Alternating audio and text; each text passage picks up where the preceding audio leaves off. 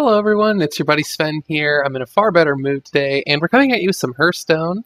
And this is another deck recipe list. My mage one went over pretty well. I was a little bit surprised actually, but this is the same kind of guidelines. It's a no dust, no packs.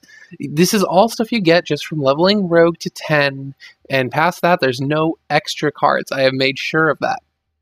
So what we have here, we have 2 backstab, deal 2 damage to an undamaged minion.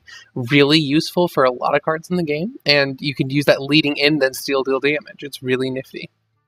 You'll have a poison, a deadly poison, giving your weapon +2 attack. I don't see a lot of rogue decks that don't play this lower than 2, and even later on, outside of basics, you want to play a lot of deadly poison. It's so good. 2 Elven Archers, which will later be replaced, but still a 1/1/1 to deal 1 damage.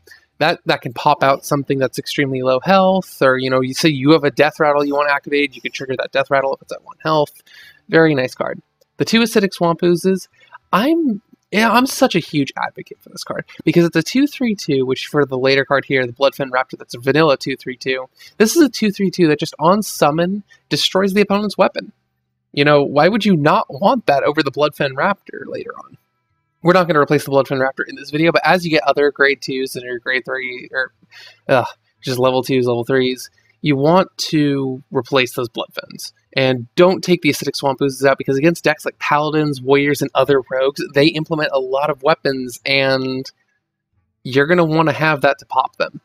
We have the Bloodfen Raptor, we have the 1 Bluegill Warrior, who is a 2/2/1 with charge. We basically just use him to go in, bomb something, and die.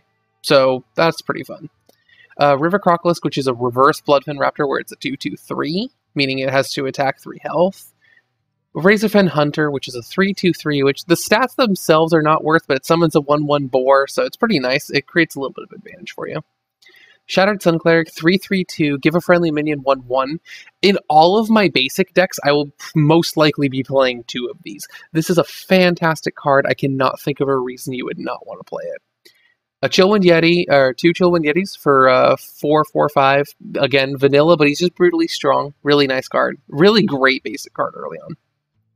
Double Gnomish Inventor, 4/2/4. Statistically lacking, but you get to draw a card when she gets placed down. So honestly, I don't know why you would not want that. Senjin Shieldmaster, 2, because the 4/3/5 is really good as a basic taunt. Double Assassinate, just 5 mana, destroy an enemy minion. That doesn't matter if that thing literally has every single status in the game. It could have Divine Shield, it could have Taunt, it can have literally everything in the game. It destroys them. It's just flat out. It pops them. It doesn't matter what their stats are, it doesn't matter what their effects are. 1 Frostwolf Warlord, who to start is fun, but in rogues he's not as much of a fit. Double Boulder Fist Ogre for the 6/6/7, and then the 7/6/6 double Stormwind Champion. Now, as you level up, at level 2 you're going to get something called the Assassin's Blade. This is really fantastic, and what you do is you drop the Frostwolf, and you drop 1 Stormwind Champion for both of them. The reason why is that it's a weapon out of your main deck. The Rogue's Hero Power is a 2 mana, you spend 2 mana to get, I think it's a 1/1 dagger or a 2/1 dagger. I can't quite recall. I think it's a 1/1 dagger though. And this is out of your deck, a 5 mana cost for a 3 attack, 4 durability weapon on you. That's a really strong weapon, honestly. Like, that would fit into a warrior deck pretty nicely, into my knowledge. At level 4, you're going to drop both of your Crocolisks. I accidentally dropped an extra Razorfen, so let me go add that real quick. Derp. Sorry, my amount of cards has increased pretty nicely from the last time I did one of these, so I'm really happy. But you're going to get this card called Fan of Knives. Fan of Knives deals 1 damage to all enemy minions, and you draw a card. And that's really useful just because it's 1 damage to literally all of their monsters, and then if they have a Divine Shield, it'll pop that. And then you get to draw, and it's only for 3 mana. Really useful depending on when you use it.